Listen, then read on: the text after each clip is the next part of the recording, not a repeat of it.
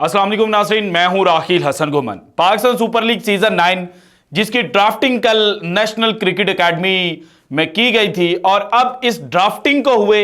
अभी 24 घंटे भी नहीं गुजरे कि एक नया तमाशा जो है वो इस वक्त पाकिस्तान के अंदर लग चुका है। और इस तमाशे की जो भींट है वो पाकिस्तान के साबिक कप्तान बाबर आजम साहब जो हैं वो चढ़ते हुए नजर आ रहे हैं, क्योंकि बाबर आजम की जो टीम पेशावर ज़ल्मी है, कल उन्होंने जब पीएसएल ड्राफ्ट हो रहा था तो प्लाटिनियम कैटेगरी और गोल्ड कैटेगरी के अंदर दो अफगानिस्तान के जो खिलाड़ी हैं उनको जनाब पिक किया। और ये पिक इतनी कंट्रोवर्शियल बाद में बनी कि जनाब जो क्रिकेट फैंस हैं उन्होंने ये कहना शुरू कर दिया कि जनाब बाबर आजम की जो टीम पेशावर ज़ल्मी है उन्होंने पाकिस्तान बेच दिया है, क्योंकि कल जो खिलाड़ी ड्राफ्ट के अंदर पिक किए गए थे उनमें एक गोल्ड कैटेगरी के अंदर पिक होने वाले नवीनुल हक थे। और नवीनुल हक का जो पास्ट है वो बड़ा कंट्रोवर्शियल है। और अगर रीसेंट पास्ट की बात की जाए तो वर्ल्ड कप 2023 जब पाकिस्तान को सेमीफाइनल में पहुंचने के लाले पड़े हुए थे और पाकिस्तानी क्रिकेट फैंस ये दुआएं कर रहे थे कि जनाब न्यूजीलैंड जो है वो श्रीलंका से अपना मैच हारे, उसके बाद पाकिस्तान जो है वो इंग्लैंड से अपना मैच जीत जाए, तो इस सारे दुरानिये के दौरान एक जो इंस्टाग्राम पोस्ट है वो नवीनुल हक की जानिब से की गई थी। और वही पोस्ट जो है वो अब शायद लगता है कि जो अफगानिस्तान के प्लेयर्स हैं उनको हॉन्ट करने जा रही है, और इससे ज्यादा जो पाकिस्तान के साबिक कप्तान बाबर आजम है उनको जनाब ये तंग करेगी। सो इस वक्त पाकिस्तान के अंदर चल क्या रहा है, किस तरह से क्रिकेट फैंस और फिर मुख्तलिफ फ्रेंचाइजीज जो हैं उनके जनाब जो पेड पीआर करने वाले लोग हैं वो बाबर आजम की जो टीम पेशावर ज़ल्मी है उसके पीछे पड़ चुके हैं। और क्या इस कैंपेन के बाद जो नूर अहमद और नवीनुल हक हैं उन पर किसी किस्म की पाबंदी लग सकती है या वो पाकिस्तान आकर खेलने से इनकार कर सकते हैं, इसके ऊपर जनाब जो डिटेल्स है वो मैंने आपके साथ शेयर करनी है। इसके अलावा सरफराज अहमद साहब पाकिस्तान सुपर लीग के वो वाहिद कप्तान हैं जो पहले सीजन से लेके अभी तक जनाब जो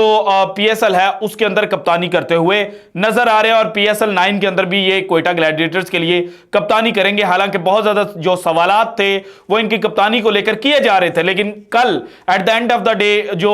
क्वेटा ग्लैडिएटर्स के ऑनर्स हैं उन्होंने ये बात बताई कि सरफराज जो हैं वही कप्तानी करेंगे और उनके साथ एक यंगस्टर जो है उसे एज अ वाइस कप्तान अपॉइंट किया जाएगा ताकि वो ग्रूम हो सके और मे बी नेक्स्ट सीजन के अंदर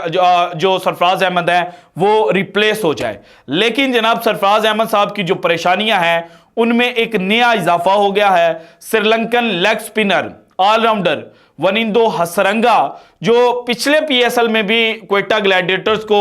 तन तनहा छोड़कर चले गए थे जब क्वेटा बड़ी मुश्किलात में फंसा हुआ था, और क्वेटा ने जब ड्राफ्ट के अंदर वनिंदो हसरंगा को पिक किया था तो उस वक्त यह कहा गया था कि अब क्वेटा को बॉलर भी मिल गया, एक अच्छा फील्डर भी मिल गया और एक तगड़ा फिनिशर जो है वो भी मिल गया है। लेकिन जनाब सीजन जब शुरू होता है तो ये कहा जाता है कि वनिंदो हसरंगा जो हैं वो नहीं खेलेंगे। सो एक दफा फिर से जो हसरंगा है उनके नाम को लेकर सवाल किए जा रहे थे कि क्या वो पाकिस्तान सुपर लीग खेलने के लिए पाकिस्तान आएंगे या पिछली दफा की तरह जनाब जो क्वेटा ग्लैडिएटर्स है उसको डिच करवा जाएंगे। तो जनाब जो क्वेटा ग्लैडिएटर्स के बड़े नजदीक समझे जाते हैं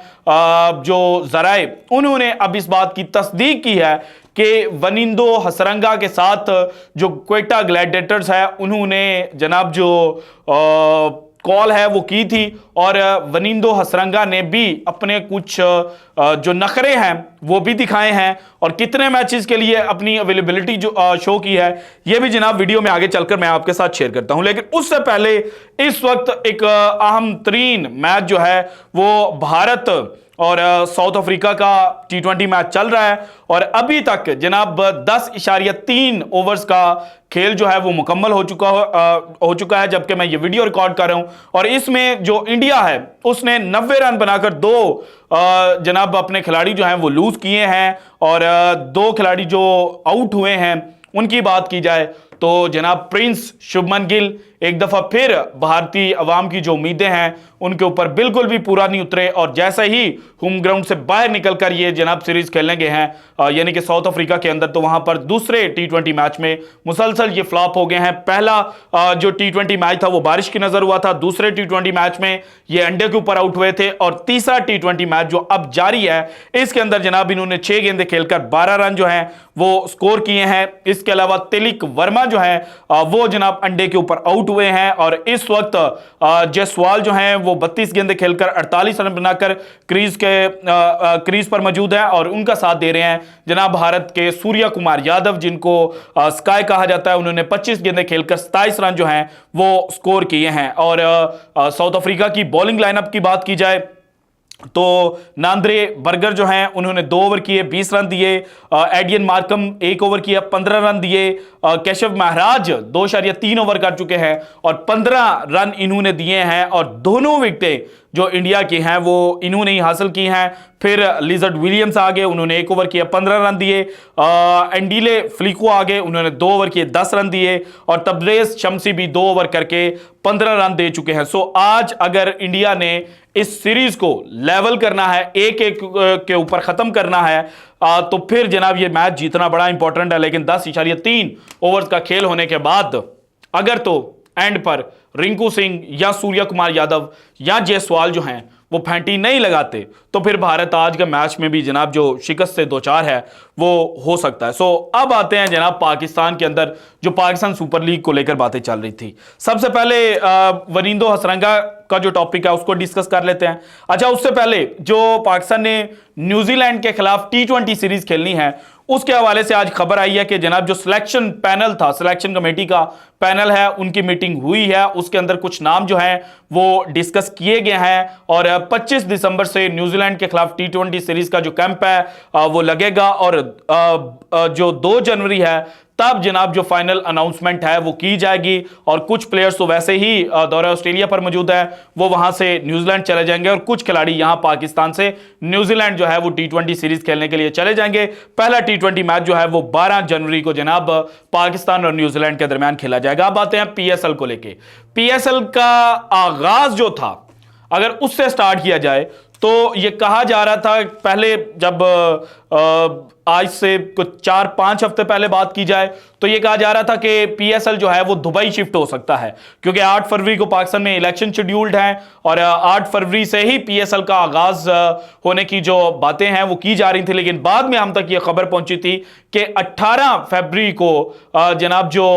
पाकिस्तान सुपर लीग है उसका आगाज किया जाएगा। पहला मैच लाहौर के अंदर खेला जाएगा और फाइनल मैच जो है वो कराची के अंदर खेला जाएगा। लेकिन अब ये इतलात आ रही हैं कि जनाब जो शेड्यूल है उसको एक दिन पहले रखा जा सकता है, यानी कि 17 फरवरी को जो पहला मैच है वो खेला जाएगा और ये मैच कहां पर खेला जाएगा इसके ऊपर स्टिल एक क्वेश्चन मार्क है क्योंकि लाहौर के बारे में ये कहा जा रहा है कि यहां पर एक तो ठंड जो है वो शदीद होगी और दूसरा यहां पर जनाब जो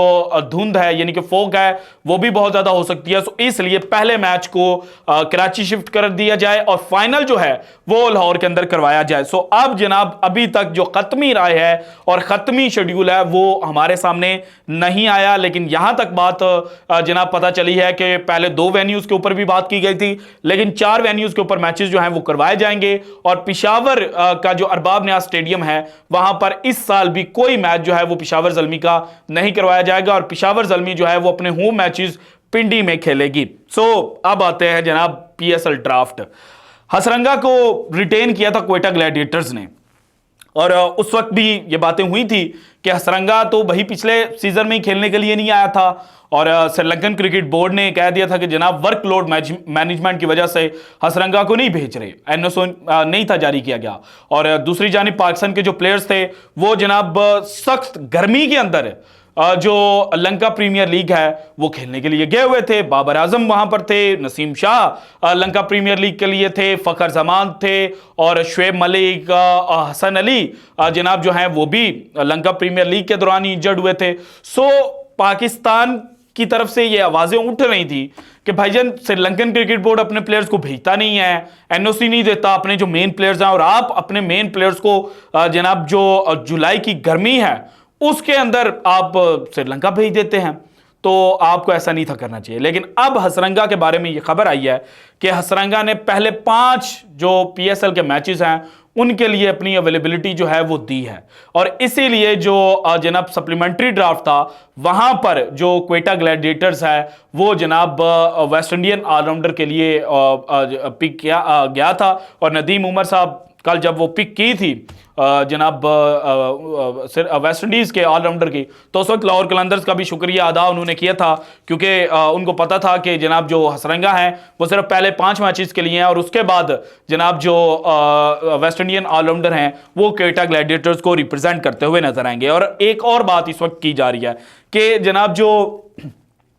श्रीलंका है उसकी 2 सीरीज शेड्यूल्ड हैं, जनवरी और फरवरी में भी एक अफगानिस्तान के साथ है, और फेब और मार्च के अंदर एक जो सीरीज है वो इनकी बांग्लादेश के साथ शेड्यूल्ड है, और दोनों सीरीज में टेस्ट मैचेस भी खेलने हैं। अफगानिस्तान के खिलाफ 1 टेस्ट मैच, 3 ओडीआई और 3 T20 मैचेस जो हैं वो श्रीलंका ने खेलने हैं। बांग्लादेश के खिलाफ 2 टेस्ट मैचेस, 3 ओडीआई और 3 T20 मैचेस जो हैं वो खेलने हैं। अब जनाब टेस्ट मैचेस जो हैं उनके अंदर जो हसरंगा है वो श्रीलंकन टीम को रिप्रेजेंट नहीं कर रहे। लास्ट जो टेस्ट मैच खेला था हसरंगा ने वो 2021 के अंदर खेला था। सो जो टेस्ट मैचेस के डेज होंगे उनमें मुझे लगता है कि हसरंगा जो हैं वो क्वेटा ग्लैडिएटर्स को ज्वाइन करेंगे और बाद में जनाब वो वापस चले जाएंगे। अब आते हैं जनाब अफगानिस्तान के प्लेयर्स। देखिए अफगानिस्तान के प्लेयर्स बड़े अच्छे हैं, नवीन अपना नाम बना चुके हैं T20 सर्किट के अंदर। नूर अहमद यंगस्टर हैं, लेकिन ये भी जिस तरह से बॉलिंग करते हैं, सो जनाब कुछ अरसे के बाद इनको भी जो राशिद खान की कैटेगरी है उसके अंदर रखा जाएगा। और ये बात भी सच है कि नवीन उल हक ने पोस्ट की थी, और वो पोस्ट उन्होंने जनाब कोई गलती में नहीं की थी, बल्कि उन्होंने डायरेक्ट पाकिस्तान की जो क्रिकेट टीम है उसको हिट किया था। क्योंकि जब नवीन ने पोस्ट की थी तो उससे पहले एक आईसीसी ने इंस्टाग्राम पोस्ट की थी, और उसके अंदर जो मैच ऑस्ट्रेलिया जीता था अफगानिस्तान से, और ग्लेन मैक्सवेल ने जिस तरह से हिटिंग की थी ना वो रेप्लिकेट किया था पाकिस्तान के कुछ प्लेयर्स ने। और उसके ऊपर बात यह थी कि फुटवर्क और नो फुटवर्क, अगर आपने वो मैच ऑस्ट्रेलिया और अफगानिस्तान का वर्ल्ड कप का देखा था तो फिर आपको पता है कि ग्लेन मैक्सवेल किस तरह से जनाब जो स्ट्रेन है उसका उनको मसला हो चुका था, उनकी जो मूवमेंट है वो नहीं कर पा रहे थे, लेकिन फिर भी जनाब जो रिस्ट वर्क है उसके थ्रू वो छक्के चौके लगा रहे थे, और सिंगल हैंडेडली वो मैच जो है वो ग्लेन मैक्सवेल ने जनाब 200 रन बनाकर जो ऑस्ट्रेलिया है उसकी झोली में डाला था। सो यही चीज इंस्टाग्राम पोस्ट आईसीसी ने की जब पाकिस्तान के खिलाड़ियों को रेप्लिकेट करने के लिए कहा, और वहां पर था फुटवर्क और नो फुटवर्क। और यही ट्वीट जो है वो की थी नवीन उल हक ने, फुटवर्क और नो फुटवर्क, बट प्रोग्राम तो अभी से बढ़ गया। वो जो शेर अफजल मुरव्वत साहब का सेंटेंस है ना वो वाला। तो इस चीज को लेकर तो फिर ठीक है, हम जनाब अफगानिस्तान के प्लेयर्स का बायकॉट करते हैं क्योंकि वो पाकिस्तान को रिस्पेक्ट नहीं देते, लेकिन कुछ पाकिस्तान के अंदर बैठकर पाकिस्तान के साबिक क्रिकेटर्स भी तो हैं। मैं नाम ले लेता हूं आकिब जावेद के बारे में, मतलब ये बात की जा रही है क्योंकि जो आवाज ज्यादा उठ रही है ना वो लाहौर कलंदर्स के फैंस की जानिब से उठ रही है कि जनाब बाबर आजम की जो टीम है उन्होंने पाकिस्तान की डिग्निटी के ऊपर सौदा किया है, उन्होंने फ्रेंचाइज क्रिकेट को प्रायोरिटी दी है पाकिस्तान के ऊपर। तो दूसरी जानिब वाले जो हैं वो ये कह रहे हैं कि जनाब अगर फ्रेंचाइज क्रिकेट की बात है तो आकिब जावेद ने किस तरह से during world cup Pakistan cricket team को हिट किया था, पाकिस्तान क्रिकेट टीम के प्लेयर्स को हिट किया था, तो वहां पर आपको डिग्निटी क्यों नजर नहीं आती? आपको अफगानिस्तान के प्लेयर्स की प्रॉब्लम नजर आ रही है, लेकिन आपके अपने जो डायरेक्टर हैं आकिब जावेद साहब उनकी जो बात है वो नजर नहीं आ रही। सो दोनों साइड से जो बात है वो तो ठीक की जा रही है, और अगर आप चाहते हैं कि आपके प्लेयर्स को रिस्पेक्ट मिले, अगर आप चाहते हैं कि पाकिस्तान को रिस्पेक्ट मिले, तो फिर ना सिर्फ बाहर वाले बल्कि जो पाकिस्तान के अंदर बैठे हुए लोग हैं वो भी जब प्रोपेगेंडा करते हैं, वो भी जब इस तरह से काम करते हैं और मजाक उड़ाते हैं, तो फिर उनका भी बायकॉट होना चाहिए। सो जनाब ये इस वक्त जो कंट्रोवर्सी है वो चल रही है, और बाबर आजम को डायरेक्ट हिट करने की जो कोशिश है वो की जा रही है। So this is it from today's episode. अगर आपको वीडियो पसंद आए तो लाइक कीजिएगा, ज़्यादा से ज़्यादा शेयर कीजिएगा, अपनी कीमती राय का इजहार लाजमी कीजिएगा, और अगर आपने अभी तक चैनल को सब्सक्राइब नहीं किया तो कर दें। शुक्रिया, अल्लाह हाफिज़।